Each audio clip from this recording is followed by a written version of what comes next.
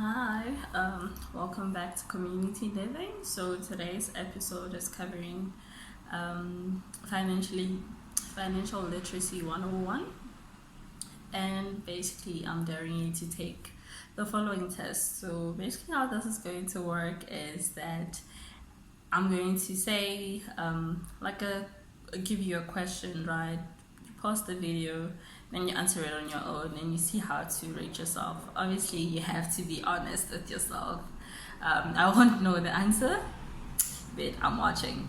Yeah, I'm watching. So be honest with yourself about whether or not you can answer the question without having to refer to Google or refer to any other type of source or document, so this is it's the very basic content when it comes to financial literacy.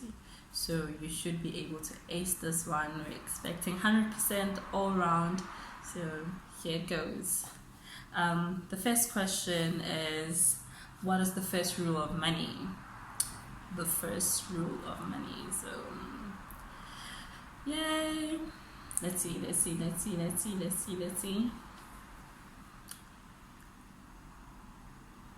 Okay, so my answer, well, I'm not a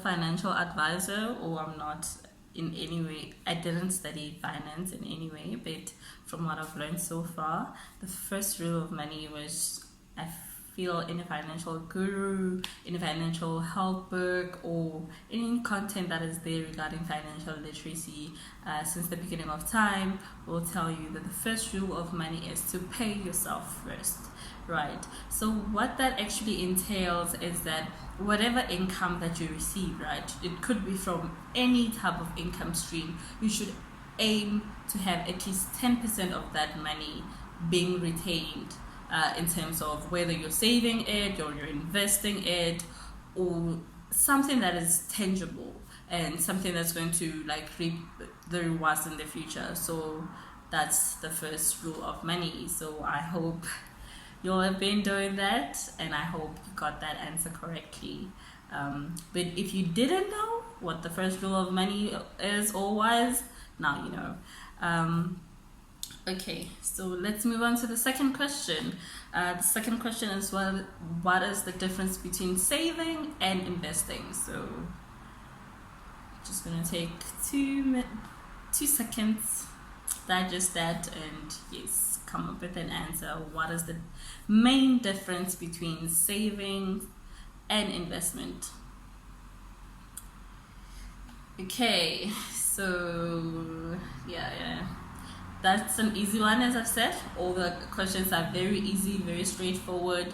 Beginner's guide to financial literacy, if I may say that.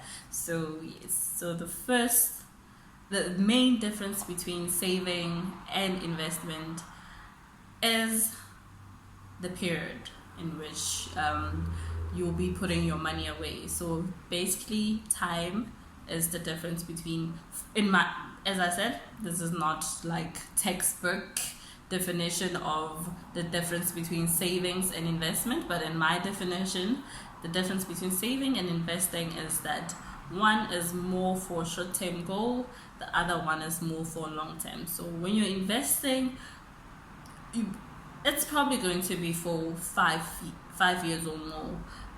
The shortest you could say you're investing for is 3 years, but that's also still could fall under savings. But then for savings, it's usually shorter than 5 years. You don't have a saving goal for for 10 years. You would have a saving investment goal, or you'd invest for a number, like maybe 10 or 15 or 20 years. So that is the main difference. So I hope you got that one as well. Very easy, very straightforward. Okay, so the next question is, what is the most important rule regarding savings? So yeah, the most important rule regarding savings. So just think about it for a bit, digest it, just think about all the content that you've been receiving from different people, all the financial books that you've read, and just think and come up with, maybe we'll have the same answer. If you have a different answer, it doesn't mean you're wrong, it just means that from my personal opinion, that is the most important rule when it comes to savings. So the most important rule when it comes to savings, here it goes,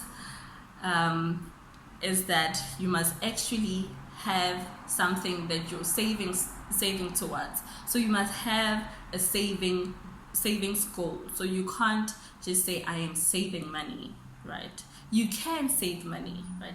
But it is better, or you become a bit more consistent, and it will become a habit if you know what you're saving towards. So if you have, let's just say your savings goal is to save up for a down payment for your car, right? So you'll set up a savings goal. You know that, okay, I actually want to have, let's just say your car is 3,000 rands, right?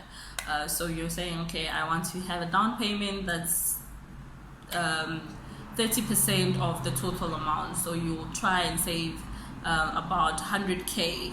So that will be your savings goal. So that is one of the most important rules when it comes to saving. So you're not just going to be putting money away, because idle money is not money that you want to have. You have to always be working, or always be working towards something, or always be saving towards something with the money that you're putting away.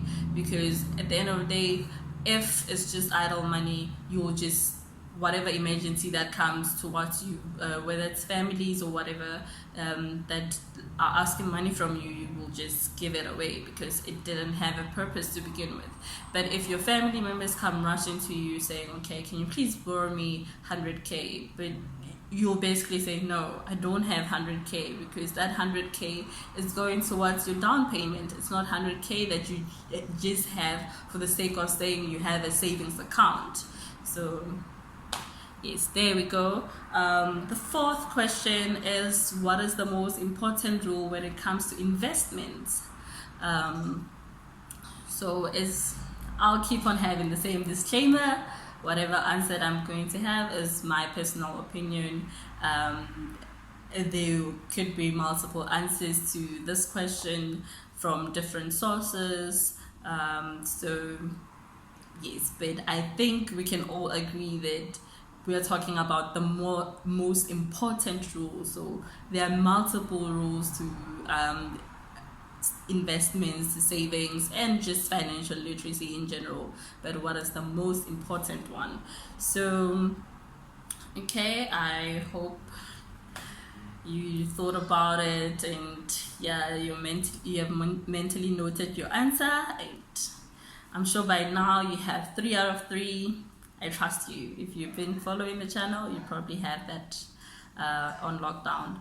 So, okay, the most important rule regarding investments is that you must know the type of investment product in which you're investing in, right? There are various investment products on the market, so it is important to understand the investment product and how that investment product actually generates I'd call it gains, capital gain on your behalf. So how is your money making money on your behalf? Because the moment you sign up for something that you don't know, there's an opportunity for whoever is trying to get you to sign up to crook you, like scams, con artists, and all those things. They thrive on basically people's ignorance, if I might call it that. If you don't know what you're investing in, if you don't know how your money is generating more money for you, it is easier for people to just throw in like anything towards your direction and for you to easily sign up for those things. So, okay, the fifth question is, name 3 different types of assets you can invest in. So there are obviously going to be 100 types of assets, but I'm just going to name the first 3 that I can think of, or the most popular type of assets that people usually invest in, right? So Okay, so like I'll just divide the type of assets into like two type of assets, like tangible and intangible assets, right? So the ones that you can invest in, let's just say you can invest in property. Property is an asset, right? We all know that property is an asset. So you can invest in property in various ways as well. You can buy property, or you can buy ETFs that are tracking the property market, or you can buy equities of property, like companies that are basically own certain type of properties. Like Growth Point has number of properties. They have equities. So there are different ways of investing in like property. So, but property is one of the assets that you can invest in. I've already mentioned equities. Equities is a type of it's a type of asset that you can invest in as well. ETFs is a type of asset you can invest in as well. So, or textbook definition of what an asset is.